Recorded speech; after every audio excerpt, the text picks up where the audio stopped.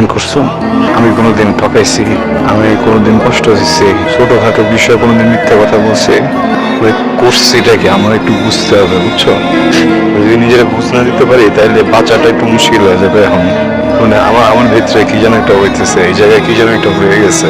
তোমার কাছে কি এমন কোনো কথা আছে যেটা যদি বলো আমার এই জায়গাটা ঠিক হয়ে যাবে? তোমার পরিচিত কি এমন কেউ আছে যে আইসা আমার কথাটা বললে আমার এই জায়গাটা ঠিক হয়ে যাবে? যদি ঠিক না হয় কেন চেষ্টা করতেছো কথা বলার? কোন ক্ষতিটা করছি আমি? আমার একটু বুঝতে দাও, আমার একটু বুঝাও, আমার একটাবার বলো। কথার মতো কথা হলে বলো, না কোনো কিছু বলো না। কিন্তু সবচেয়ে ভালো বন্ধু যে সব কথা শুনে, যে সব কথা বুঝে, তারা তুমি সব বলতে পারো, কোনোদিন একটা কথা শেয়ার করার জন্য তোমার সাথে বাজে আচরণ করো না।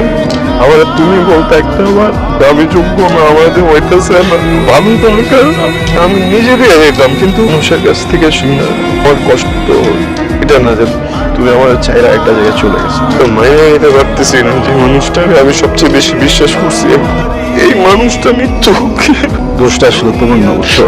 এটা সমাজের দোষ, এটা মানুষের দোষ, এটা পুরা দেশের মানুষের দোষ, পুরা দেশের দোষ। এটা আমার সমস্যাটা কোন জায়গায়? আমি করি হ্যাঁ, আমার টাকা কম এটা হয়।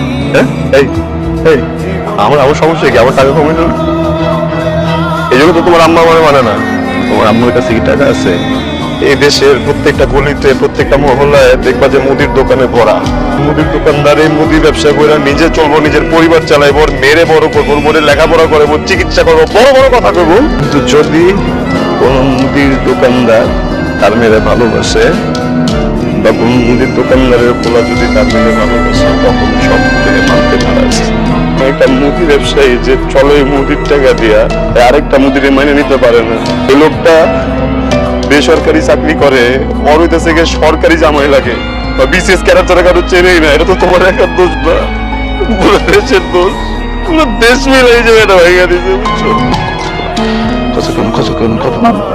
কথা আমি তোমার কথা পেছনে কেন করছো? সুখের জন্য আমার সুখ গলা চেপে মারছো কেন? নিজের সুখের জন্য না, তোমার জন্য তো করে দিলাম। এই পৃথিবীর সব সুখ তোমার, সেই সুখ উপভোগ করার জন্য তোমার জীবনে কোনো মানুষ নেই।